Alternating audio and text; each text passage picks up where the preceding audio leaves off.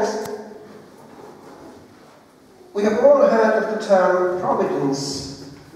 It comes from the root pro, before, and video, to see. God has foreseen it all and has thought of it. But in this gospel, we have something more. Already, we on a daily basis are exposed to what we have become used to as providence. Things happen at the right time. Indeed, I am puzzled sometimes at the way in which providence is actually generous. In the last years I have been here, living just nearby as a hermit, I have found a pattern emerging, and it is truly a miracle of providence. Do you know that I never, ever have to buy any food, ever? It just comes, and always at the right time. People can say it's just people's charity, but there's more to it than that. God cares for his own. And ask yourself if you've seen something of that nature in your life at the right time, e.g. somebody coming out of the blue at the right time to give what was necessary, perhaps in the form of a contact. So pick up the signs and be awake that God is not sleeping. But here we have more. God is power. And in this gospel, we have two things going on. Notice the parallel between what the Lord does here in front of this huge crowd and what his priest is about to do at the altar. In the old rite, which is maintained in the first Eucharistic prayer, there is still this looking up to heaven before the consecration, repeating what the Lord did. There are these gestures of blessing and taking a part. And there is this invocation of power, in which God is actually at work and transforming here, not just multiplying, but actually changing. There is a miracle going on in silence before our eyes. Now, I just want to remain for a few seconds on the first part. It's the actual multiplication. There was no transubstantiation going on in this miracle, but there was creation of matter. Matter was being made out of nothing before the eyes of these 5,000 men. And do you know that that miracle still repeats itself? I mean literally, and more than we think. It happens to this day in situations of mission, of dire poverty, of gambling on the Lord's providence.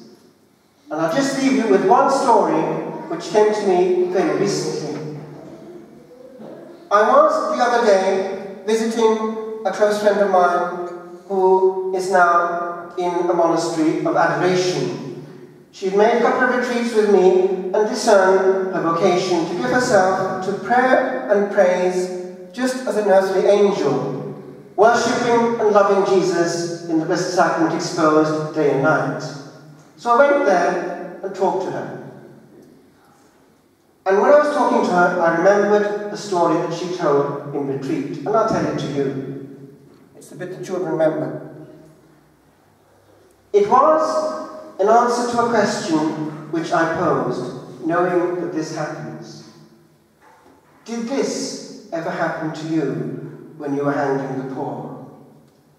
And her answer was this, I quote literally, "Oh, that happened lots of times. But one time, I know it definitely happened," and I wanted all the details. So I give them to you, as she gave them to me.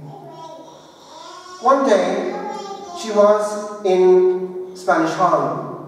That's the part of New York where many Hispanics live, and therefore poor people.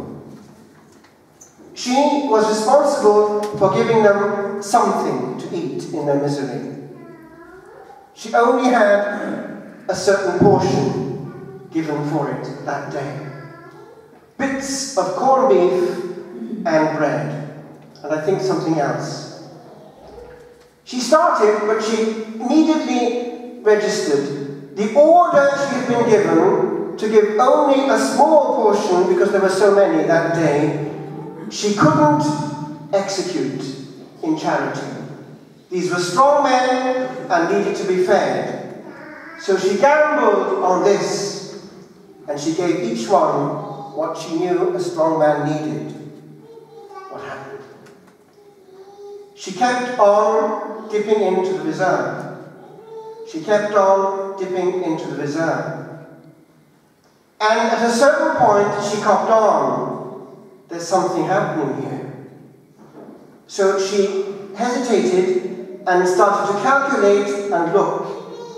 And she could see, before my eyes, this reserve is exactly at the same level each time. It's not going down. So she carried on until the last man was fed with the big portion. And there was nothing left. God is God. He knows all the laws of creation because He made them. And He can bypass them, and He can do it for you.